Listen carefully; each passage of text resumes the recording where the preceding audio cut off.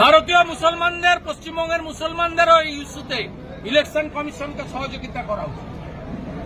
আপনি কি করে জানলেন বৈধ? আপনি জানলেন কি করে এবিপি আনন্দ বৈধ? জানলেন কি করে? আপনি কোর্ট থেকে নথি তুলে নিয়ে আসবেন, আমাকে দেবেন, আমি রাজস্থানের মুখ্যমন্ত্রী ভজনলাল শর্মাকে বলবো যে আপনার পুলিশকে বলুন ক্ষমা চেয়ে মুক্তি দিতে। দাদা 30 বছর আপনারা অনেকেই কান দিয়ে দেখেন, আর সেকুলারিজমের নামে আপনারা পশ্চিমবঙ্গের সর্বনাশ করে দিয়েছেন। অলরেডি 1-1.5 কোটি লোককে ঢুকিয়ে দিয়েছেন, যারা আমাদের জমি নিচ্ছে, রেশন নিচ্ছে, ভোট নিচ্ছে, সব নিয়ে নিচ্ছে আমাদের। এবং এরা কারা? এরা রোহিঙ্গা আর বাংলাদেশি মুসলমান।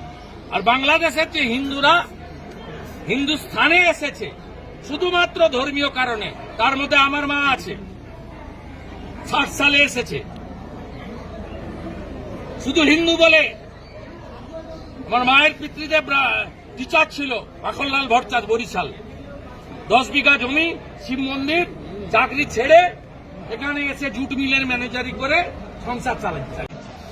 বিহারে যদি 50 লাখ বাদ যায়, এখানে 1,25,00,000 বাংলাদেশি মুসলমান আর রোহিঙ্গা বাদ যাবে।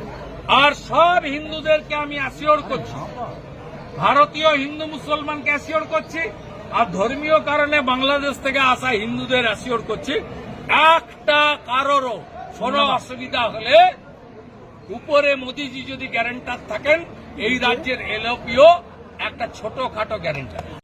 যে সর্বনাশের মধ্যে ফেলে দেওয়া চক্রান্ত আছে, এটা বহুদিন ধরে আমরা বুঝছি এবং বলছি।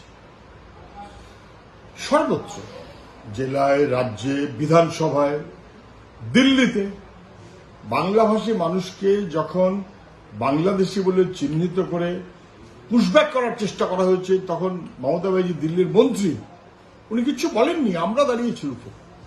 নতুন কোনো কথা না।